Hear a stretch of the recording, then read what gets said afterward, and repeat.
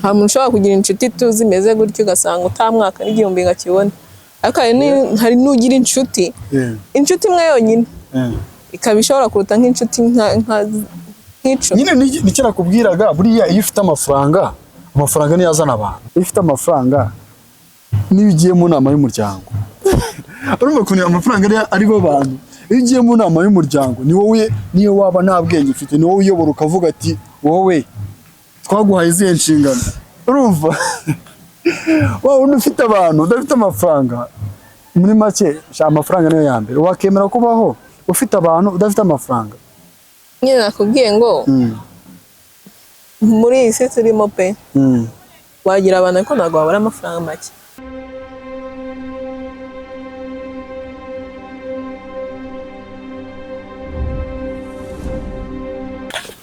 reka nizere ko mwebwe mwese mudukurikiye mukomeje kumera neza kandi mukomeje kugira ibihe byiza muri kumwe nanjye Gashaija Bonheur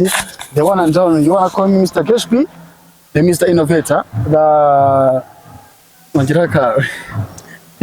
rero murabona ko turi kumwe n'umukobwa hano umukobwa mwiza umukobwa wuje uburanga muri make she's the chosen one today kugira ngo dusangize ni ibihe birimo biravugwa hanze ahangaha cyangwa se what's the mood ahanga turi muri Mount Kigali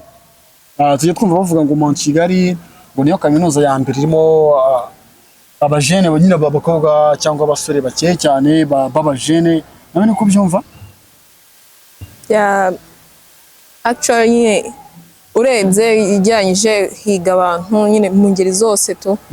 yaba abanyamahanga yaba abanyarwanda so rero ibyo ngibyo bigatuma buri muntu wese abibona uko bitandukanye ushobora gusanga umwe abona wenda abanyamahanga n'abanyarwanda uko biba bivanze nyine ugasanga aricyo gituma avuga ko habamo abakobwa beza maybe urabyemera ko harimo abakobwa beza se ntabwo mbizi ko barimo barimo muri abo beza uyo wihanga amanota angahe wenda uvuga ati nko ku mwanya wa kangahe ngeze kandi uwe nta cyizere ufite yuko muri abo ngabo beza waba urimo njye ndi ikiremwa cy'Imana nyine kigende ikiremwa cy'Imana kigende rero amazina wenda yatanze tubwira amazina ye njyewe nababwiye ko banyita Gashaija Bonheur niyo mazina yanjye noneho wowe bakita nde Bernice njyewe uyu munsi ngufitiye akabazo ngiye kukubaza today wenda hari abantu bajya bavuga ngo amafaranga hagati y'amafaranga n'abantu amafaranga azana abantu cyangwa abantu bazana amafaranga harimo ibisubizo bibiri yego amafaranga ubundi abantu nibo bazana amafaranga yego bivuze ngo amafaranga ntabwo ari azana abantu oya nakubwiye harimo ibisubizo bibiri yego icyo ni icya mbere abantu nibo bazana amafaranga oya nyine tugiye kukompera tuvuge ati njye nshobora kuba mfite abantu benshi nkavuga ko kuba ngiye mfite abantu bazanzanira amafaranga undi akaza akavuga ati reka umunsi uzagira amafaranga nibwo uzabona abantu ntabwo wagira abantu bafite amafaranga wowe byemera gute iyo ufite amafaranga n'abantu baba bafite bivuze ngo nta muntu wagira abantu adafite amafaranga ushobora kuba nta mafaranga ufite n'abantu ntubagire cyane ariko hari igihe nyine uba ufite amafaranga n'abantu nabo bakaza abantu bakaza kenshi kandi niko bikunda kumera ariko nemera ko buriya abantu bo bazana amafaranga ku rundi ruhande oye tugiye kureba kimwe muri ibyo ngibyo tumenye wenda hagati y'amafaranga n'abantu n'ikihe kintu muri make cy'ingenzi cyane ese wahitamo kugira ngo utunge abantu udafite amafaranga cyangwa wahitamo kugira abantu ko nta mafaranga ufite hari ukugira abantu bafite amafaranga cyangwa kugira amafaranga nta bantu ufite ukavuga ati njye mfite amafaranga yanjye izo nshuti nyinshi bubaki I don't care cyangwa ukavuga ati njye mfite abantu banjye nubwo nta mafaranga mfite ariko nzi ko abantu banjye ari abantu banjye ushobora kuba nta mafaranga ufite ariko ufite abantu cyane ko usanga ari nabwo byiza ibyo byiza cyane ko ushobora kugira ikibazo ukavugisha nka muri ba bantu hakagira n'umwe ugira icyo agufasha ariko uzi kugira abantu njye ku rundi ruhande ku ruhande rwawe ntabwo mbyemera kubera ko uzi kuba ufite nyine hari umuntu ushobora kuvuga ati njyewe mfite abantu mfite inshuti mfite everything sibyo nako mfite abantu ariko muri abo bantu nyine muri izo nshuti ufite abantu inshuti z'imiryango, abo mugendana, abo mubana, abo gusapotinga muri buri kimwe, sibyo whatever. Ariko ugasanga abo bantu nyine muri abo bantu nta muntu nyine ufite n'ubushobozi bwo kwambwira ati mfite akabazo ko wenda k'ibihumbi 20 mfasha, ariko ufite inshuti nyinshi, ufite abantu benshi abo mugendana bumva ibibazo byawe, ariko uzi kubona umuntu ufite amafaranga ye, ukabona umuntu nyine ufite imodoka yawe niba waba nta bantu ufite uvuga ko ufite imodoka yawe, ukaba ufite buri kimwe whatever, avuga ati njyewe anytime uzumva wenda nkeneye gusohoka ku mazi njyewe nzatembera nta kibazo. Urumva umunsi ikintu cyose nzakenera nzakibona. Abo bantu bashaka zabe ntabahari, ariko nta kibazo njyewe nta kintu cyambuza kwishima. Nabyo birumvikana nyine.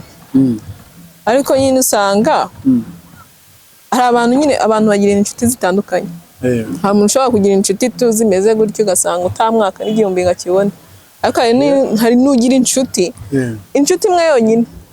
ikaba ishobora kuruta nk'inshuti nk'ico. Nyine nicyo nakubwiraga, buriya iyo ufite amafaranga niyo azana abantu. Urumva kuko haza abantu bazima. Ushobora kuba ufite amafaranga, ufite inshuti imwe cyangwa inshuti ebyiri, wenda yo mwahuriye ahantu mu kabari gahenze, sibyo? Iyo nshuti ikaba iruta za nshuti 800. Ushobora kubwira ati guriza ibiceri turwasa, akabwira ati shareka mbwiza ukuri nanjye uyu munsi byanze. Muri make wemera ko icyiza ari kugira amafaranga kuruta abantu. Njye nakubwiye first of all nakubwiye ko harimo ibisubizo bibiri. Nyine wewe wemera iki? Ariko icyiza wagwitishijemo ugira abantu nyine, ugira inshuti, ugira imiryango, ugira everything, sibyo? Ariko amafaranga ari ntayo, ku buryo hagize n'umuntu ugukoraho umva abantu bawe bamumerera nabi, sibyo? Ariko mwese yaba wowe yaba inshuti zawe ubateva, mwese murakennye. Amafaranga, ikintu cyitwa amafaranga wati kabisa, no kugira ngo icyo kintu twita kugira abantu ko mudafite ibintu, no kugira ngo uvuge ati okay njye mfite wenda ibintu, urumva mfite whatever, ntago nkenera kuba naguza wenda kugira ngo surviving, sibyo? Ariko nta nshuti ngira, nukubaho umwe muri karitsiye, nta muntu tuvugana, nugutaha mparika imodoka yanjye ninjira mu gipangu, niba wenda waragize n'amahirwe ukaba ufite uwo muryango, ufite umugore n'abana, nibo bantu icyo kintu nyine cyonyine kikumva. Abandi nta kintu muri make, nta bantu ufite, ariko ufite ibintu buri kimwe wifuza. Aho ukeneye gusohokera urahajya, nta nshuti uhagira. Ibyiza birarutana, nagira inshuti kugira ngo ngire amafaranga ameze gutya. Ariko ibaze, urumva ntacyo ndabyumva pe, ntacyo byaba bintwaye. Ubu wahitamo kubaho nyine ufite inshuti ariko nta kintu ufite, ku buryo ari hahandi uzasanga nk'umwana arwara, umukozi akavuga ati ubwo umujyaye nigiriye mu murima. Urumva none hari ibintu nyine, hari n'ibintu Imana itakemera. Muri make ufite abantu nyine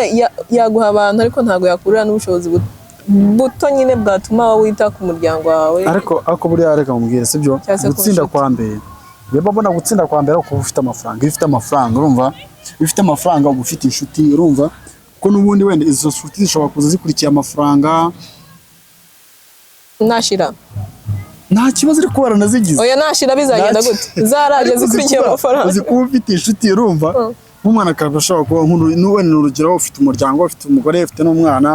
umwana ararwaye.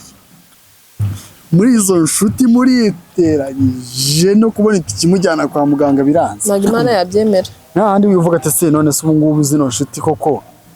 Buriya umuntu udafite amafaranga niwe muntu wa mbere nyine uba udafite ikintu avuze. Urumva izo nshuti zidafite amafaranga nawe utayafite, hari umuntu ushobora kubareba akavuga ati mwese yaba wowe yaba inshuti zawe mwese ndabona, kuko icya mbere cyo amafaranga niyo ya mbere man, kubera ko ifite amafaranga niyo ugiye mu nama y'umuryango. Urumva ko amafaranga ari bo bantu, iyo ugiye mu nama y'umuryango ni wowe, niyo waba nta bwenge ufite ni wowe uyobora, ukavuga ati wowe twaguhaye izihe nshingano. Urumva wowe ufite abantu udafite amafaranga,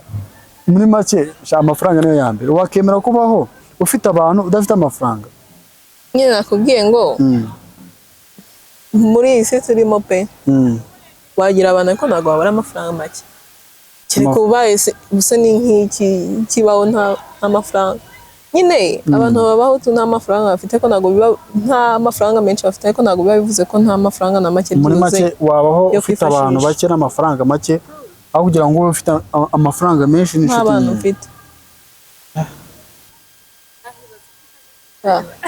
niyo mpamvu yatuma uhitamo kubaho nyine ufite amafaranga make n'abantu bake kugira ngo ube ufite amafaranga menshi n'abantu bake aho kugira ngo ngire abantu benshi wowe wavuze ko ufite abantu benshi amafaranga ntayo no kugira ngo uhitemo kugira ngo ubeho uvuga ati njyewe amafaranga ndafite nta nshuti mfite naho nshiye baravuga ati tu dore uko cyabaye urumva ariko wibitse ku ifaranga ryawe nawe wakara ifuti ubyuka mu gitondo benzi yawe ukayicana ukavuga ati ndayikandagiye ni guhirika ninde uzakwegura ni guhirika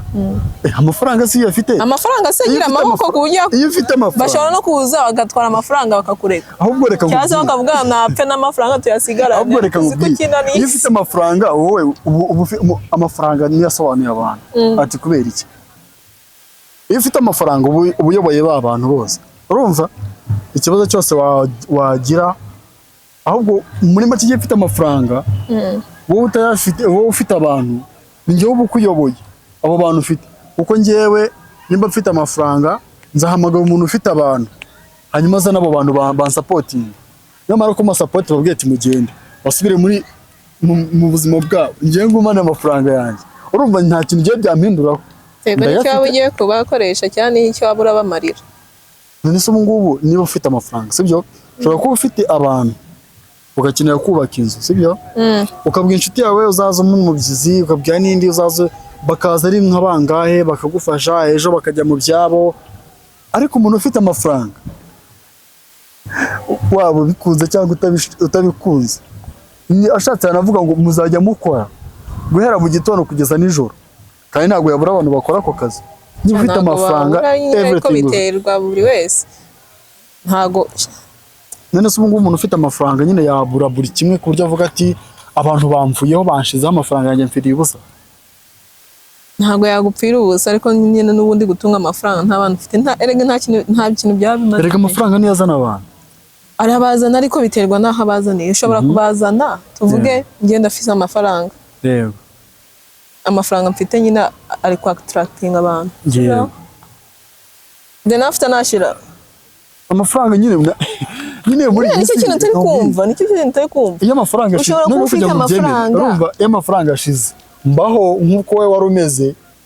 ufite abantu udafite amafaranga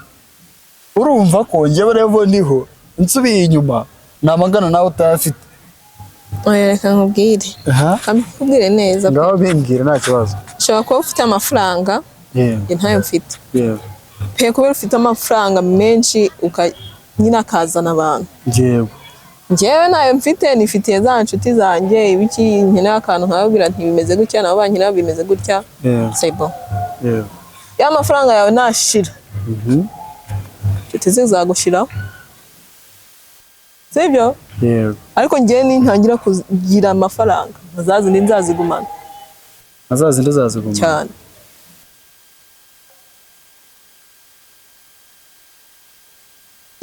umunsi uzaba ufite amafaranga udafite amafaranga